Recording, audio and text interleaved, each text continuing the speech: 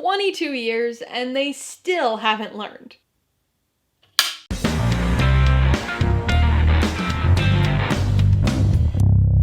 Hey everybody, welcome to Mainely Movies. As part of my Jurassic Park franchise review series, today I'm going to be talking about the 2015 sci-fi action sequel, Jurassic World.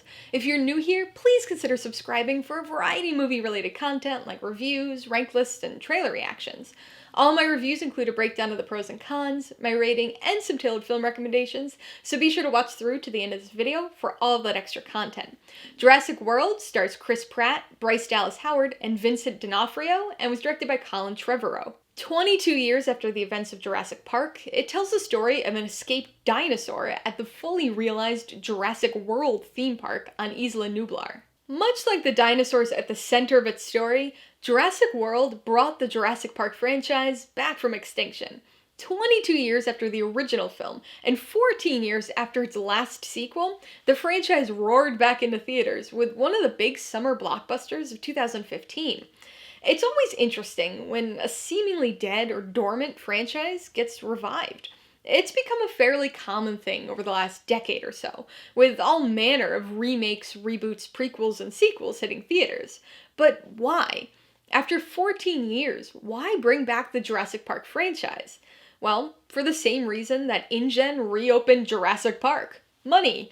But while money was certainly the instigating factor here, I actually wouldn't consider Jurassic World to be a cash grab, and I think the franchise's continuation was, to an extent, warranted. As with any franchise revival, this film plays up the nostalgia, though I don't think it's as egregious as you might expect. There's one sequence during the second act that heavily leans into nostalgia due to a particular set and some recognizable props, but aside from a handful of other nods, and of course the iconic music, this film definitely tries to win you over on its own. But just because it doesn't completely rely on nostalgia and fan service doesn't mean that it's wholly original within the franchise. It pulls plot elements from all three of the past films, but it also introduces enough new things to keep it interesting and avoid falling into rehash territory. Perhaps because of these intentional differences, or perhaps simply because of the current era of filmmaking, Jurassic World feels tonally different from all of its predecessors. It's hard to describe or specifically pinpoint, but it just doesn't feel like a Jurassic Park movie. This one is much more of a typical action blockbuster. That's not a bad thing in itself, but it imparts a certain glossiness to the film. It feels manufactured and polished, whereas the older films kind of had this captured rather than created feel to them. Along those same lines, the characters here also have that manufactured feel to them. Other than Chris Pratt's Owen, none of the characters stand out as particularly memorable or important to the story, which leads to things feeling a bit muddled and unfocused, because there actually isn't a clear protagonist until about halfway through the movie. And even then, clear might be a little generous. Jurassic World brings us back to Isla Nublar for the first time since 1993. And in classic Jurassic Park franchise fashion, nobody ever seems to learn. 22 years after the failure of the original park, 19 years after the disaster in San Diego, and only 14 years after the deadly incident on Isla Sorna, people have decided that live dinosaurs are still a great idea. John Hammond's dream is fully realized here, with Jurassic World functioning as a large, successful theme park. As logical movie viewers, we know that this is an incredibly dumb recipe for disaster, but I'd be lying if I said it wasn't cool to finally see the dinosaur theme park. This movie doesn't have the same wonder of the original film, and that unimpressed jadedness is actually a theme explored throughout the film, but seeing this park in action still sparks your imagination. A baby dino petting zoo, the gyrosphere safari, SeaWorld-like attractions. In spite of everything you know about the Jurassic Park franchise, this movie still manages to make you wish you could go to the park. Of course, in the context of the film, the park is the problem. Money is the motivating factor once again, and with InGen's shady business practices and complete lack of ethics, Jurassic World was obviously in for disaster. The Jurassic Park franchise has always been about genetic editing, but this film takes things a step further. Rather than just using gene splicing to bring back previously extant species, they use it to engineer completely new hybrids. I'll admit that it's not my favorite aspect of the film, but it's still in line with the series and manufactures some interesting new problems for the characters to deal with. Another new element is the introduction of dinosaur training. While I think the subplot revolving around the intended military application is ridiculous, the animal behavior side of it all is incredibly cool to me. Okay, this wouldn't be a Jurassic Park review without some dino discussion, so let's talk about these prehistoric stars. First of all, they look great here. This franchise has always been known for its blend of both practical effects and CGI, and that remains the case here. The technology has improved a lot since our last trip to Jurassic Park, so this is certainly the best the CG dinosaurs have ever looked. But they still make impressive use of the good old-fashioned practical dinosaurs too. A scene featuring an animatronic Apatosaurus is especially memorable and sad. The primary prehistoric focus here is the transgenic Indominus Rex, but plenty of other dinosaurs feature as well, including pterosaurs and the franchise newcomer, the Mosasaurus.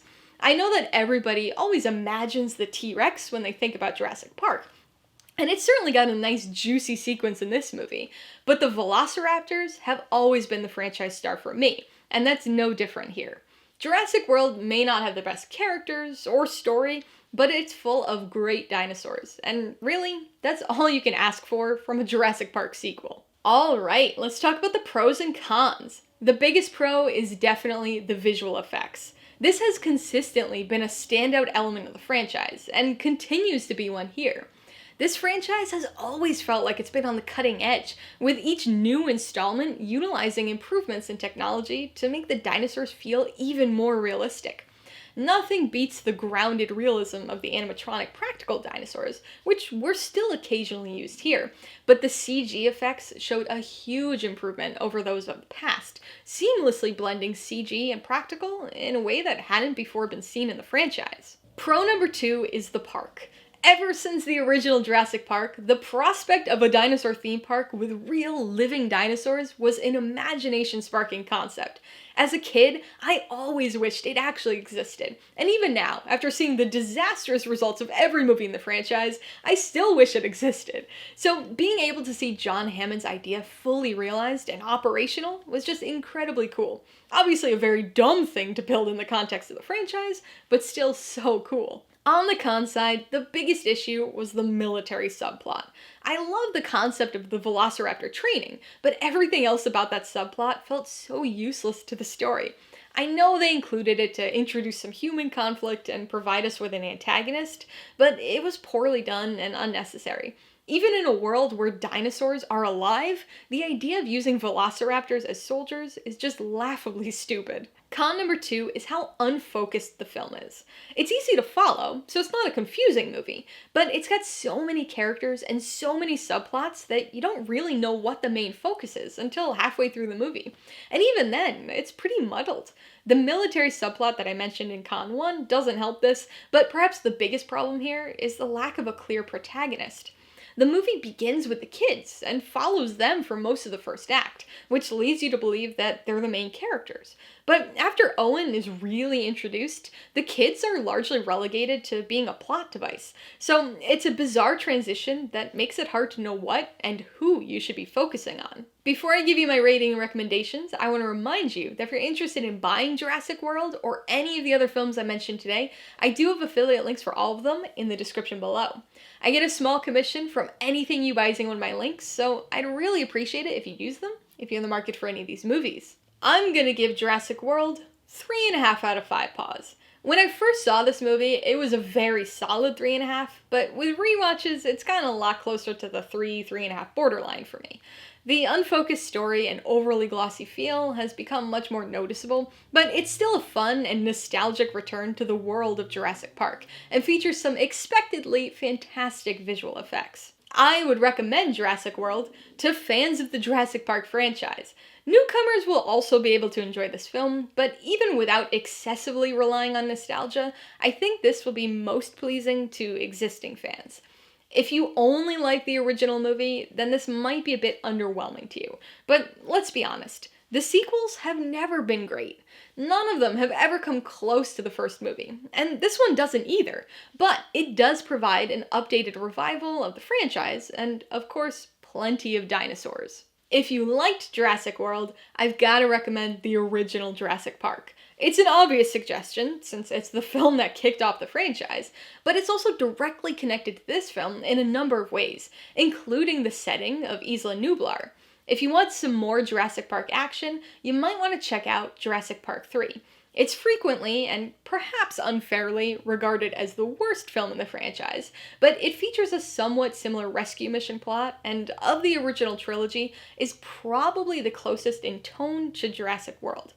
And if you found the animal activism themes interesting and want to look into some of the real-life inspiration behind the park in Jurassic World, you should watch Blackfish.